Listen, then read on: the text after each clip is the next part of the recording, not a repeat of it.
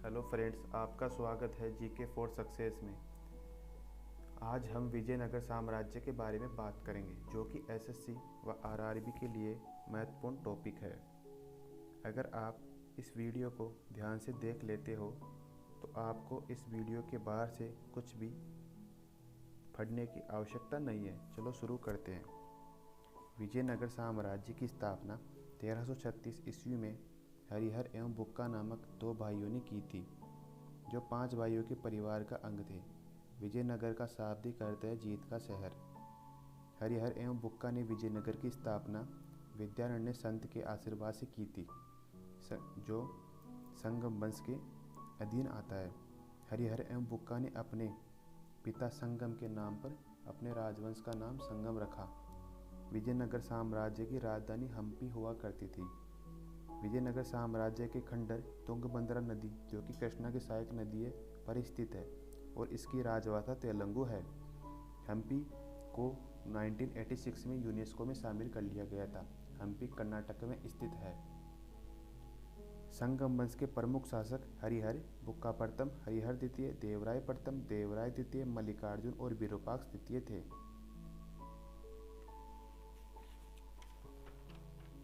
हरिहर एवं बुक्का पहले वारंगल के काकतीय शासक प्रताप रुद्रदेव के सामंत थे। विजयनगर साम्राज्य पर 4 वंशों ने शासन किया: संगम, सलुब, तुलुब, अराविडो। बुक्का प्रथम ने वेदमार्ग प्रतिष्ठापक की उपाधि धारण की थी, अर्थात वेदों का ज्ञाता, जबकि हरिहर द्वितीय ने महाराजाधिराज की उपाधि धारण की थी।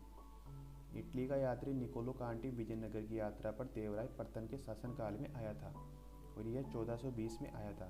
देवराय प्रथम ने तुंगभद्रा नदी व हरिद्रा नदी के ऊपर बांध बनवाए ताकि पानी की कमी से आसानी से निपटा जा सके। संगम वंश का सबसे प्रतापी राजा देवराय द्वितीय हुआ। इसे ही इमाडी देवराय भी कहा जाता है और इसके दरबार में अब्दुल रज्जाक नामक फारसी राजदूत आया था। इसने बताया कि विजयनगर में पुलिस वालों का वेतन वेश्यालय की आय से दिया जाता था, अर्थात वेश्यालय से जो कर प्राप्ति होती थी उसी से पुलिस वालों को वेतन दिया जाता था। एक अभिलेख में यह भी बताया गया है कि देवराय द्वितीय जग बैठकर था, अर्थात हाथियों का शिकारी था। फरिश्ता ने बताया है कि देवराय द्वितीय ने अपनी सेना में लगभग 2000 मुसलमानों को भर्ती किया था एवं उन्हें जागीरें प्रदान की थी। देवराय द्वितीय ने संस्कृत के महानाटक सुधानिधि एवं ब्रह्मसूत्र पर भाष्य लिखे हैं। प्रौढ़ देवराय मल्लिकार्जुन को कहा जाता है। संगम वंश के बाद सालुब वंश आता है। सालुब वंश का संस्थापक नरसिंह था, जो 1485 से 1506 ईस्वी तक रहा। इनके शासनकाल में कोई भी महत्वपूर्ण घटना नहीं हुई। इसके बाद में तुलु वंश आता है। तुलु वंश का संस्थापक वीर नरसिंह था। तुलु वंश का महान शासक कृष्ण देवराय था और वह 8 अगस्त 1509 ईस्वी को शासक बना। कृष्ण देवराय के समय में पुर्तगाली यात्री डोमिगोस पायस विजयनगर आया था, जो कि 1515 में आया था। मुगल शासक बाबर ने अपनी आत्मकथा बाबरनामा में लिखा है कि कृष्ण देवराय भारत का सबसे सर्वाधिक शक्तिशाली शासक था। कृष्ण देवराय के दरबार में तेलुगु साहित्य के महान 8 कवि रहते थे, जिन्हें अष्टदिग्गज कहा जाता था, और कृष्ण देवराय के शासनकाल को तेलुगु साहित्य का क्लासिक युग भी कहा गया है। कृष्ण देवराय ने तेलुगु में अमुक्त, माल्याद एवं संस्कृत में जाम्बवती कल्याणम की रचना भी की है।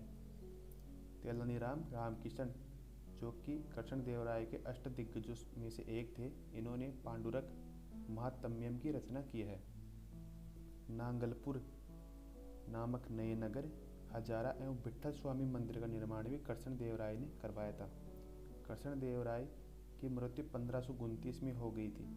आंध्रभोज, अभिनव भोज और आंध्र पितामह की उपाधि कृष्ण देवराय को दी गई थी, अर्थात इन्हें आंध्रभोज, अभिनव भोज और आंध्र पितामह के नाम से जाना जाता था।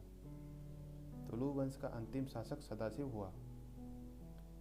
विजयनगर साम्राज्य का पतन तालीकोटा के युद्ध के साथ हुआ, जो कि 23 जनवरी 1565 ईस्वी में हुआ था।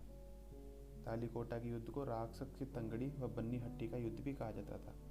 इस युद्ध के होने का मुख्य कारण था दक्षिणी राज्यों के हितों का टकराना। इसमें अली आदिल शाह बीजापुर, अहमदनगर, गोलकुंडा एवं बीदर का नेतृत्व कर रहे थे और रामराय विजयनगर का नेतृत्व कर रहे थे। इस युद्ध में अली आदिल शाह ने विजयनगर को बहुत बुरी तरह हराया और इस भीषण युद्ध में विजयनगर का पतन हो गया। विजयनगर के राजाओं और बहमनी के सुल्तानों के हित 3 अलग अलग क्षेत्रों में आपस में टकराते थे। तुंगभद्रा के दोआब क्षेत्र में, कृष्णा गोदावरी कछार में और मराठावाड़ा प्रदेश में। इसी कारण से तालीकोटा का युद्ध हुआ था। तालीकोटा युद्ध के बाद सदाशिव ने तिरुमल के सहयोग से पेनुकोंडा को राजधानी बनाकर शासन प्रारंभ कर लिया। विजयनगर के चौथे राजवंश अराविड वंश की स्थापना तिरुमल ने सदाशिव को अपदस्थ कर पेनुकोंडा में की और अराविड वंश का अंतिम शासक रंगथरी था। विजयनगर साम्राज्य की प्रशासनिक इकाई का क्रम इस प्रकार है। विजयनगर साम्राज्य की सबसे बड़ी इकाई थी प्रांत, उससे छोटी इकाई कोट्टम वलनाडु या जिला, उससे छोटी इकाई मेलाग्राम अर्थात नाडु 50 गांवों का समूह और सबसे छोटी इकाई पुर अर्थात ग्राम अर्थात गांव हुआ करती थी। विजयनगर साम्राज्य में सेना नायकों को नायक कहा जाता था। विजयनगर आने वाले प्रमुख विदेशी यात्री। विजयनगर साम्राज्य प्रमुख विदेशी 5 नागरिक आए जिनमें Niccolo Conti, Abdul Razzaq, Nuniz, Domingo Paes और बारबोसा थे। डोमिंग पायस बारबोसा 1515 में आए थे और ये पुर्तगाल के थे। दोनों कृष्णदेवराय के दरबार में आए थे। नुनिज भी पुर्तगाल का था। यह 1535 में अच्युत राय के दरबार में आया था। अब्दुल रज्जाक फारस का था। यह 1442 में देवराय द्वितीय के दरबार में आया था। निकोलो कोंटी इटली का था। 1420 ईस्वी में देवराय प्रथम के दरबार में आया था। विजयनगर साम्राज्य में आय का सबसे बड़ा स्रोत लगान था। भू राजस्व की दर का 1/6 भाग वसूल किया जाता था। विवाह कर वर एवं वधु दोनों से लिया जाता था। विधवा विवाह करने वाले इस कर से हमेशा की तरह मुक्त होते थे। अर्थात इस प्रकार विजयनगर साम्राज्य का अंत एवं पतन दोनों होता है।